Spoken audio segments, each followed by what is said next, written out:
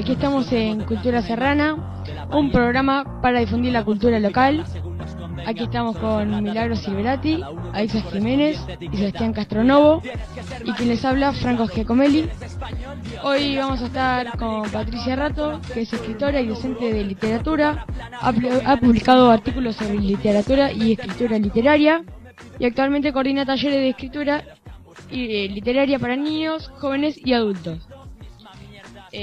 Ahora vamos al corte. Hola, aquí estamos de vuelta en Cultura Serrana. Hola, Patricia. Hola, ¿qué tal? ¿Cómo es? Recordamos que ella es escritora y trabaja actualmente en la Escuela Nacional Néstor Sábato, y la vamos a entrevistar hoy. Bueno, gracias por la invitación, ¿sí? Qué bueno estar en la radio de la escuela, qué bueno que tengan este proyecto de radio. Bueno, hola, buenas tardes. ¿Qué tal? Bueno, yo te quería preguntar, ¿qué te inspiró a dedicarte a la literatura? No sé si podría decir que hubo una cosa que me inspiró. Lo que sí les puedo contar que yo era muy chiquita y tengo así como una imagen no sé, será de los 2, 3 años, desde hace mucho, en la que recuerdo que me sentaba en el suelo y tenía una abuela que se sentaba a tejer y me contaba historias todo el tiempo. Y a mí me encantaba eso. Después ya un poco más de grande, mi abuela me leía cuentos que yo le pedía, como hacen los chicos, que me lo cuente de nuevo, porque tenía algunos que eran mis cuentos favoritos. Y entonces para mí vincularme con las historias y con esas cosas que me leía mi abuela era como entrar en un mundo diferente y maravilloso que el que yo tenía todos los días en mi casa o en el jardín, que en ese momento iba al jardín, y aprendí a leer, quizás por eso, porque había libros y revistas en mi casa muy a disposición. Aprendí a leer de muy chica. A los 5 años ya leía cuando entré al jardín.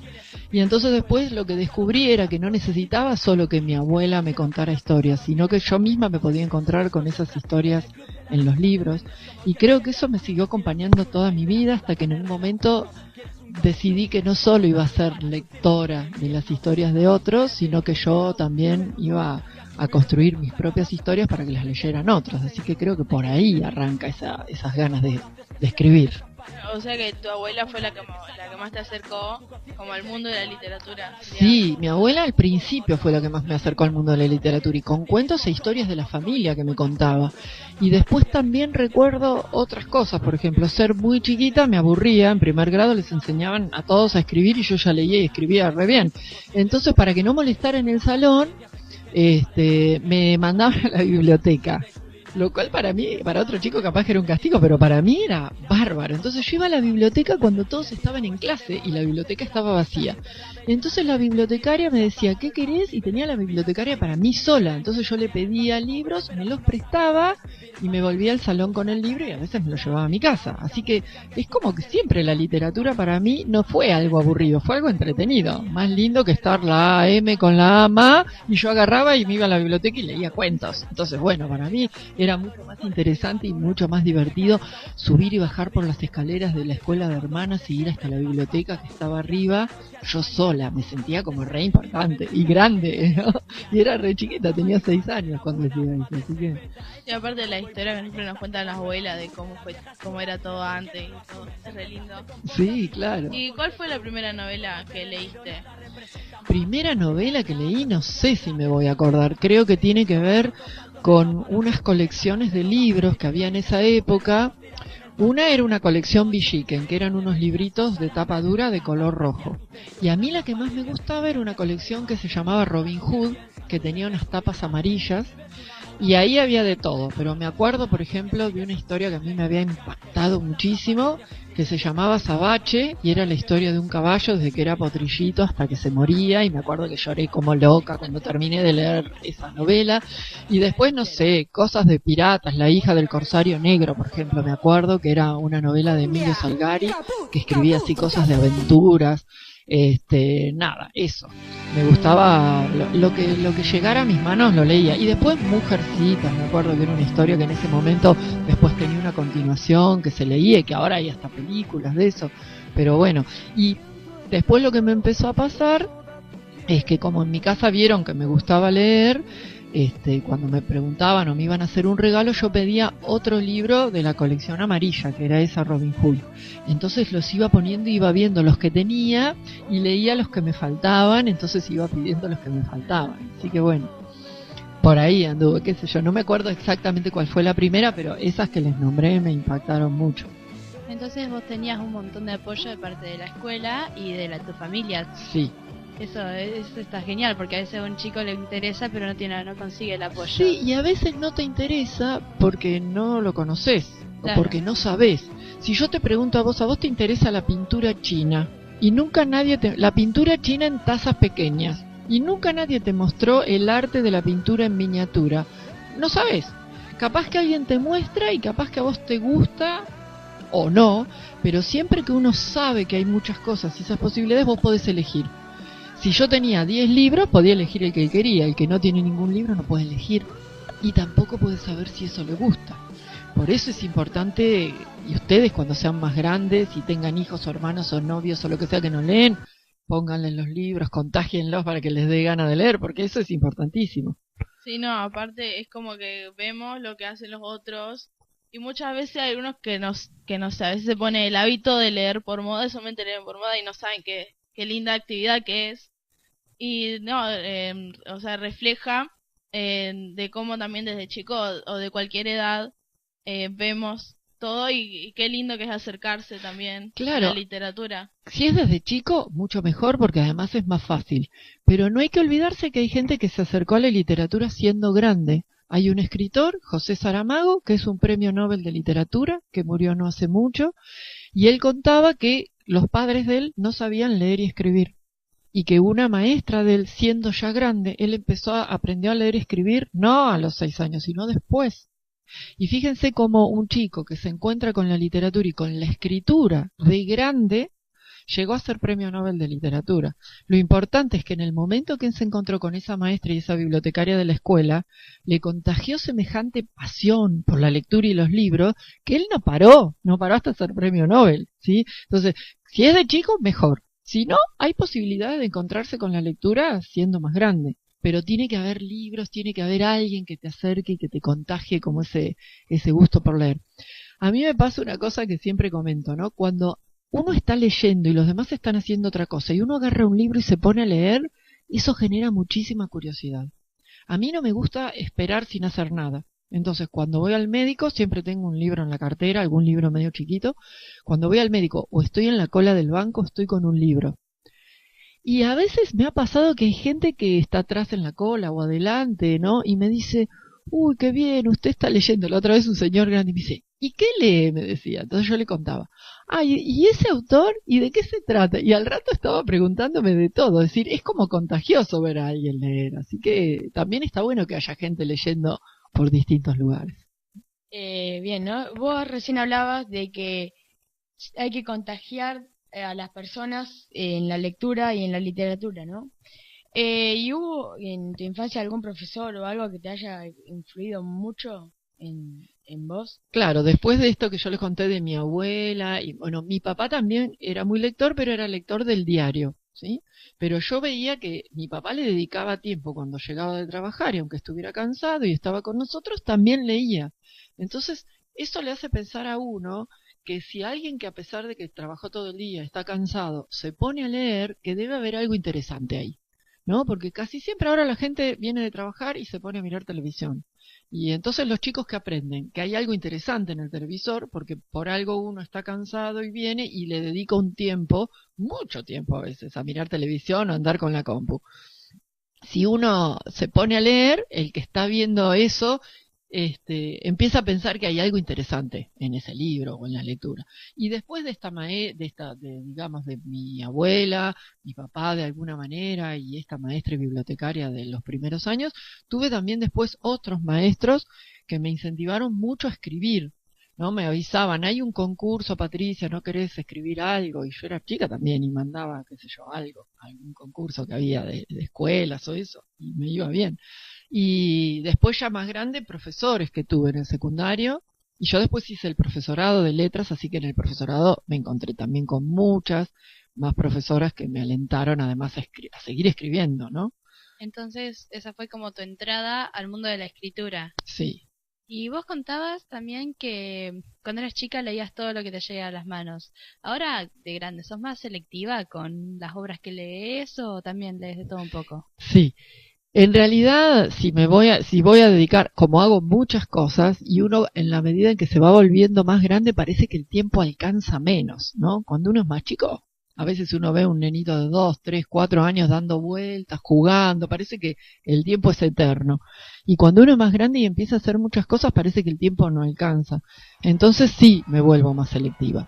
Y me permito algunas cosas que antes no hacía. Por ejemplo, empiezo a leer un libro y si el libro no me parece bueno, yo antes no lo dejaba, sentía que lo tenía que terminar.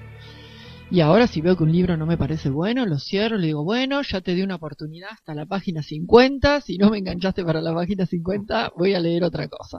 Sí, me vuelvo más selectiva y también es cierto que cuando uno después se dedica a escribir, y yo leo muchos suplementos culturales, entonces hay libros que se recomiendan, hay autores que a mí me interesan y si sacan algo nuevo quiero leer eso nuevo del autor, entonces uno ya también va sabiendo por ahí qué leer.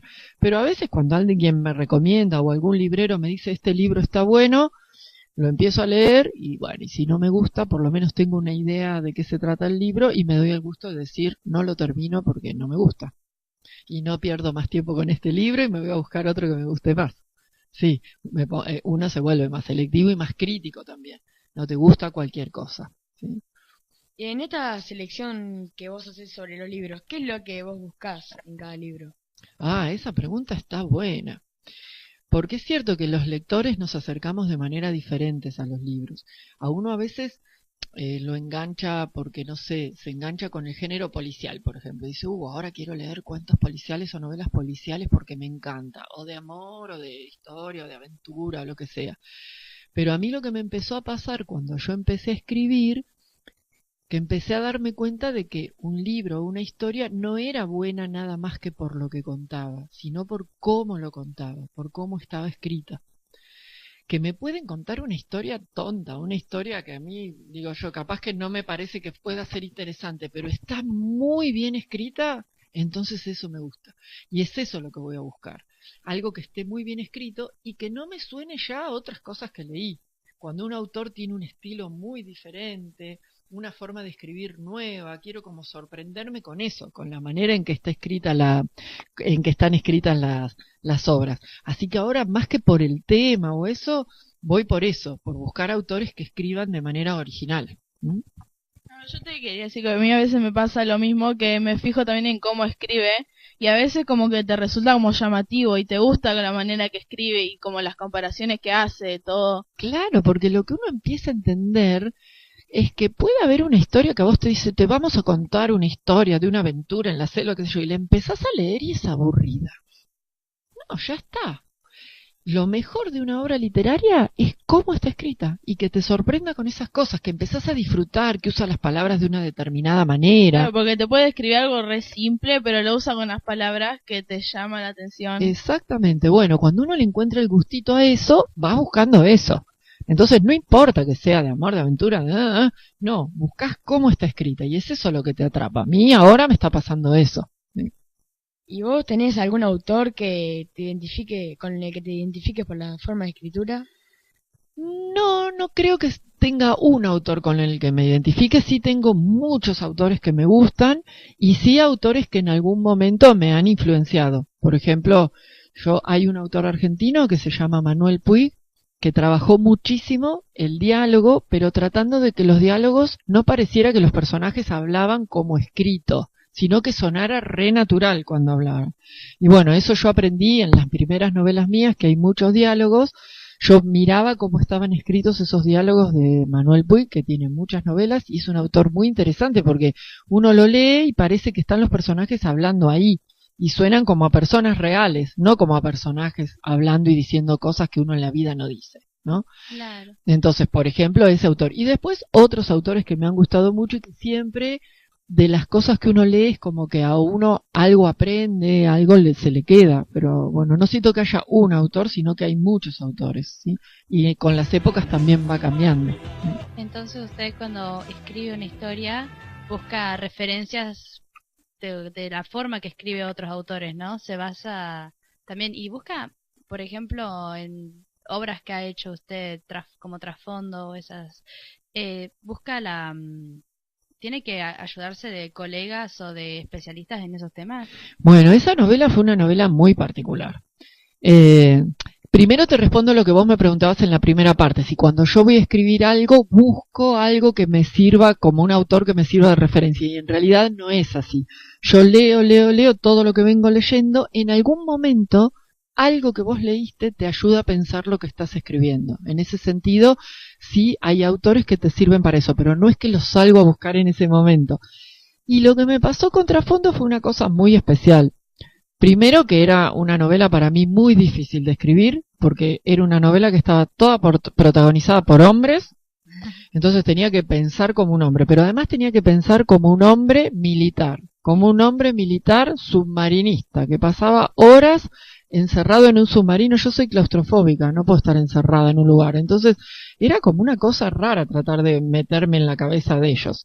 Y no había nada escrito. Había un par de entrevistas, un par de notas que habían salido en la revista Gente de lo que había pasado con el submarino en Malvinas. Y eran unas notas muy cortitas y decían muy poco. No me servía a mí para escribir la novela. Entonces me puse en contacto con el Museo del Submarino y ahí me puse en contacto con algunos de los que habían sido la tripulación de ese submarino durante la Guerra de Malvinas. Y los entrevisté durante 2 años. Iba a Mar del Plata y los iba entrevistando muchas veces. Y en realidad, con todo lo que ellos me dijeron en las entrevistas, yo después escribí la novela. Así que, más que lecturas, no hubo lecturas de cosas que no había cosas escritas sobre la campaña de ese submarino. Tuve que hacerme yo mi propio material, ir a entrevistar y escuchar las historias de los que habían sido los protagonistas, ¿sí? Y bueno, con toda esa información, además me enseñaron cómo se tiraba un torpedo, cómo se balanceaba el submarino con los tanques de agua, es decir, cómo se manejaba, cómo funcionaba el radar, el sonar.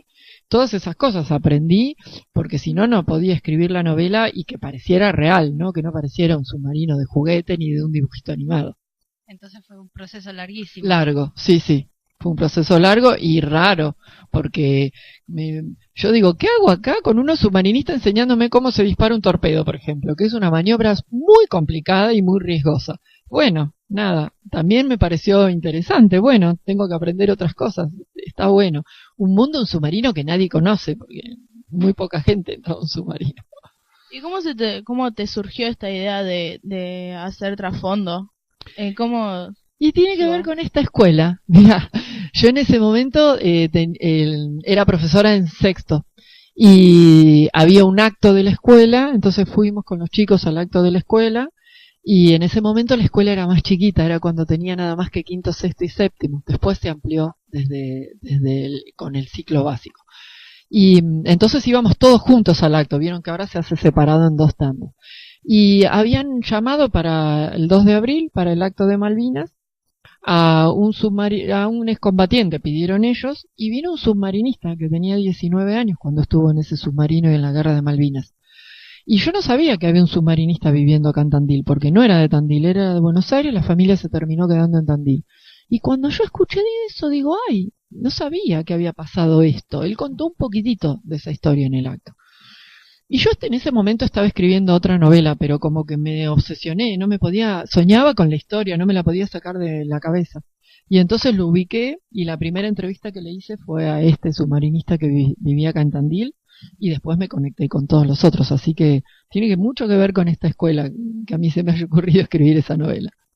Claro, aparte para hacer una historia, vos de algo que pasó verdaderamente, tenés que buscar material, investigar para poner bien las cosas que pones, porque no puedes poner cualquier cosa. No se puede poner cualquier cosa, una guerra además que está por todos lados está escrito y contado qué fue lo que sucedió. No estaba lo del submarino, pero yo tampoco, por una cuestión de respeto para estos submarinistas que habían estado en la guerra de Malvinas, yo no podía contar cualquier cosa, porque era como una falta de respeto para ellos. Entonces, yo usé muchísimo, casi todo lo que ellos me contaron. Después, claro, una cosa es lo que ellos me contaron y otra cosa es como darle vida a eso, hacer que el submarino arranque, que se sumerja, que el enemigo lo ataque con torpedos, imaginarte en ese momento si tienen miedo, si se acuerdan de que tienen un hijo recién nacido, todas esas cosas, ¿no? Hay como que casi como, es un trabajo casi como hacen los actores, ¿no? Que capaz que hay una chica joven que tiene que hacer de vieja y rezongar como una vieja y bueno,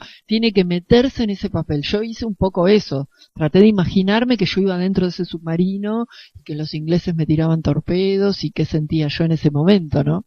Esa cosa de peligro y de que te podés morir y lo terrible que es la guerra, ¿no? Así que hay como un trabajo de informarte y después casi como de viajar un poco adentro del submarino hasta que sientas lo que te... Si vos no podés sentir eso que sintieron ellos, la historia no dice nada. Digo, no lo podés transmitir, claro, no lo podés transmitir. Recién acabas de decir, ¿no?, que vos te metés en los papeles para escribir. En algún momento cuando estabas escribiendo se te entremezclaron los papeles entre la vida y la historia? No se me entremezclaron los papeles, pero sí me pasaron cosas como muy fuertes. Yo tengo una novela que se llama Nudos, que es una novela que transcurre así como en un barrio marginal, ¿no? Y en un momento hay unos chicos que vienen de ese barrio a asaltar a una vieja. Y para que la vieja le diga dónde está la plata, le terminan matando al perrito. Y yo terminé de escribir eso y me sentía descompuesta, tenía ganas de vomitar. Es decir, me meto como tanto en lo que estoy escribiendo como que me termina afectando. Que se me mezclen los papeles, no salí a robarle a nadie, ni a matarle el perrito a nadie, y nunca le maté el perrito a nadie. No hay que vivir las cosas para poder escribirlas. Es como si a un actor le toca hacer de Napoleón. Digo, no puede vivir nunca como Napoleón, pero tiene que tratar de averiguar sobre la época y en un momento tiene como que creerse ese personaje. Y en ese momento te pasan cosas, es decir, a mí en ese momento yo sentí que estaba escribiendo sobre algo que a mí me afectaba y que hasta físicamente me descompuso, ¿sí? Pero bueno, es una escena que es una escena fuerte y que evidentemente cuando la gente la lee no le da lo mismo. La lee y se la cree, pero eso es porque está escrita así, como sintiendo lo que uno está contando ahí. Entonces la forma que alguien tiene de escribir afecta también en cómo se lee, porque por ahí alguien que no tenga mucho conocimiento escribe una obra y no impacta tanto como si lo hubiera escrito alguien. Sí, uno se da cuenta a veces si hubo como una investigación o si es de alguien que conoce mucho y sabe de qué está hablando. Ahora, no todos los escritores escriben de la misma manera, ¿sí? Hay gente que tiene más distancia con lo que escribe. A mí me pasa que no, que me involucro mucho en lo que escribo y necesito conocer mucho de las personas, de los lugares, de lo que voy a contar. Pero bueno, son estilos diferentes, ¿sí? Nunca lo que hace un escritor sirve para todos los escritores, digamos. Eso yo te cuento lo que me pasa a mí. Entonces, pero yendo a la parte, si alguien tiene conocimiento, ¿es como una traba al momento de escribir, saber o tener experiencia? ¿Cómo fue, por ejemplo, tu primera historia que escribiste? A veces tener mucha información puede ser una traba, porque es como que no te deja liberarte de esa información y cuando uno sabe mucho de un tema, es como cuando vos te sentís que sabés un montón de algo, querés contárselo a alguien, querés demostrarle al otro todo lo que sabés de ese tema. Y entonces lo que pasa en una novela es que uno no tiene que contar todo, tiene que contar algunas cosas, porque si no el lector no se queda con ninguna intriga, es como leer un manual. Claro. El manual te dice todo. El Sí. libro de historia te cuenta todo. La novela no. La novela te cuenta algunas cosas y te esconde otras. Y entonces, ¿qué pasa? Esas cosas que la novela te esconde hace que vos quieras seguir leyendo a ver si en algún momento te las dice. Entonces, a veces saber mucho te juega en contra, pero escribir sin saber también, porque el otro no se lo cree. Si yo te ubico un cuento en Pekín y nunca estuve en Pekín y no busco nada de información de Pekín, ¿no? Y pongo cosas que son de Argentina. ¿No te crees vos que el cuento está en Pekín? Te No, crees claro. que el cuento está en Argentina. O te pongo un calvario como el de Tandil. En Pekín hay una señora china que va al calvario. No existe. Digo, entonces hay cosas hay información que uno tiene que tener, ¿sí? Es así.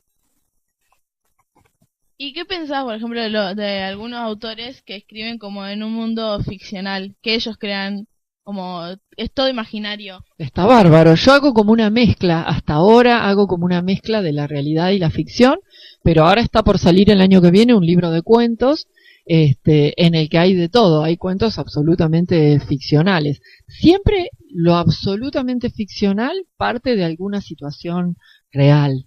Y por más que uno le ponga platos voladores o cosas del futuro, ¿no? Donde no hay hologramas o personas que pueden teletransportarse o lo que sea, siempre las cosas que van a pasar en el fondo son cosas que tienen que ver con lo que le pasa a todo el mundo, más allá de que el ambiente sea un ambiente ficcional, ¿sí? Siempre se parte de la realidad y de lo que el escritor le interesa decir o de algún problema que uno quiere mostrar, ¿sí? Aunque sea un mundo ficcional. Está bárbaro la escritura de ficción. Sí. ¿Vos crees que las personas, con el lector, puede entender lo que vos querés mostrarle en realidad en las obras literarias? El lector entiende a veces lo que yo quiero mostrar y muchas veces entiende otras cosas, y eso está bárbaro, porque en realidad una obra de arte es un poco así. Cuando uno, no solamente en la literatura, sino cuando uno ve una obra de arte pintada o una escultura, y es un autor con el que vos no podés conversar, pero vos te imaginás un montón de cosas, que capaz que no son las mismas que pensó el autor que hizo esa pintura o esa escultura. Pero está bueno, la obra de arte tiene que hacer eso, tiene que generar muchas lecturas, no solamente la mía. Sí, cuando alguien viene y me dice, ay, mira acá, a mí me parece que está pasando esto. Bárbaro. ¿Vos estás de acuerdo? No importa. Está bueno que el que lee, el lector, entienda otras cosas también. Eso es lo mágico que tiene el arte, ¿no? La literatura, la pintura, la escultura, la fotografía artística, las obras de teatro, el cine, que no todos tenemos que salir de ver la misma película pensando lo mismo, ¿sí? Que a veces uno entiende una cosa de esa película y un compañero entiende otra, y eso está buenísimo, digamos. Esa posibilidad de que aparezcan muchas lecturas de la misma obra, ¿no? Entonces vos no planteás solamente una mirada, sino que esperás que cada uno tenga la suya. Sí, yo planteo mi mirada, pero trato de que no se imponga sobre la mirada de los lectores. Yo tengo una mirada cuando escribo, pero trato de que esa mirada esté presente hasta por ahí y que después le dé lugar a las miradas de los lectores, que me parecen muy interesantes. Pero es un miedo tuyo o algo que sea mal interpretado o que no... No, al principio, cuando por ahí recién empecé a escribir, me preocupaba a ver si el lector iba a entender y si iba a entender lo que yo había querido poner. Y ahora no, al contrario, una mala interpretación de lo que yo quise hacer es también otra lectura. Y es también otra lectura interesante, porque yo lo que tengo que pensar es, qué bueno que yo escribí esto y esa persona salió pensando esta cosa. Peor es cuando vos terminás de leer un libro que no te dice nada y del que no querés ni hablar después, porque ese libro, capaz que a los 2 meses te olvidás del título, del autor, y te olvidaste de que lo leíste. Eso es lo feo. Ahora que se interpreten otras cosas, no, está bien, eso está bueno. ¿Vos creés que la interpretación de las personas puede variar de contexto en el que lo lee? Sí, eso seguro que varía. Uno cuando piensa, por ejemplo, cuando uno estudia el teatro de Shakespeare y de cómo escribía Shakespeare en la época en que escribía, diciendo cosas de sus reyes y de las situaciones políticas que había en ese momento, una cosa era ir a escuchar, a ver la obra de Shakespeare en ese mismo momento, porque la gente sabía que aunque el nombre estuviera cambiado, el rey era tal y el que venía, el hijo o el que lo traiciona y lo mata, sabían quién era. En cambio nosotros ahora podemos hacer una lectura diferente y capaz que podemos ver una obra de Shakespeare y pensar que algunas cuestiones de traiciones políticas y eso siguen estando presentes hoy en día, pero lo asociamos con quizás la situación política que tenemos ahora en el país y no con esa de esos reyes. Entonces cuando vos vas cambiando de época, vas cambiando la manera de leer y seguramente no lee de la misma manera el mismo libro vos acá en la escuela Sábato que un chico en la India, ¿sí? Porque hay teorías de la lectura que explican eso, que la lectura es una construcción de sentido. Eso significa que el sentido no está solamente acá, hay un poquito acá que lo pone el escritor y el resto te tenés que hacer cargo de construirlo vos. Por eso no es fácil leer. Vos haces muchas operaciones cuando lees y el sentido, insisto, no está solamente ahí. ¿Qué significa? que si hay una parte del sentido en lo que el autor puso y la otra se construye, la parte que se construye cambia cuando cambian los lectores, ¿sí? Y cuando cambian las épocas, y cuando cambian las edades, porque no es lo mismo un libro cuando uno lo lee, cuando van a ver que a ustedes les va a pasar, capaz que leen un libro ahora y dentro de muchos años lo vuelven a leer, y van a ver otras cosas en ese libro que ahora no vieron, ¿sí? Y el libro es el mismo, pero la lectura cambió, ¿sí? Sí, es la interpretación que le da cada uno, depende del contexto. Y de la edad, de dónde vivís, de la historia que tuviste, de las cosas que te pasaron. Por eso hay libros que a alguien le gustan y al otro no. Porque a vos capaz que lees eso y te conmueve o te alegra o te divierte y se lo das a ella y a ella no. Porque si el autor es el mismo y el libro es el mismo, los lectores cambiaron. Y acuérdense eso siempre, un libro se termina de armar con el lector. Entonces vos armaste el libro de una manera que a vos te resultó interesante y ella lo armó de una manera que no le gustó, ¿sí? Bien, cambiando de tema, ¿cómo crees que está la relación entre los jóvenes y la literatura en Tandil? Uy, en Tandil, no sé si podría generalizar, porque para decir eso yo tendría que conocer a todos los jóvenes que están leyendo en Tandil. Y en general, cuando uno generaliza, las generalizaciones son bastante falsas, ¿no? Es como si yo te dijera, todos los perros ladran. Bueno, hay razas de perros que no ladran, aúllan, por ejemplo, ¿sí? Entonces, los huskies siberianos lo ladran, aúllan. Bueno, entonces, ¿qué? Esa generalización que es falsa, ¿no? Bueno, vos me decís, bueno, pero la mayoría de los perros ladran. Bueno, la mayoría no son todos.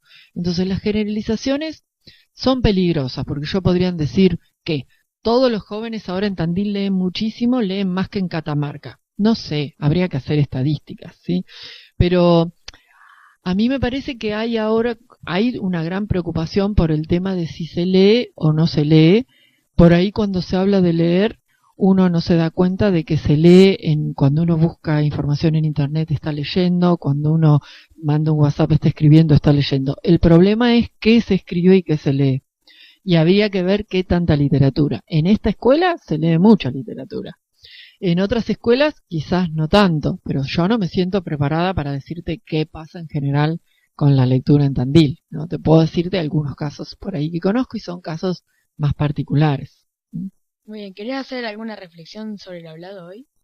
No, me encanta la entrevista que hicieron ustedes porque además no es que se limitaron, yo veo que tenían ahí preguntas escritas, pero en realidad lo que hicieron fue ir como siguiendo el hilo de la conversación, que eso lo hace realmente gente con mucha experiencia, es decir, periodistas o gente que hace radio que tiene mucha experiencia. Y yo les cuento que muchas veces a mí me han entrevistado en la radio. Yo he ido a la televisión, por ejemplo, ya fui 3 veces al programa de Osvaldo Quiroga, me han hecho entrevistas de radio, no sé, acá, en Brasil, en Madrid, en muchos lugares, ¿no?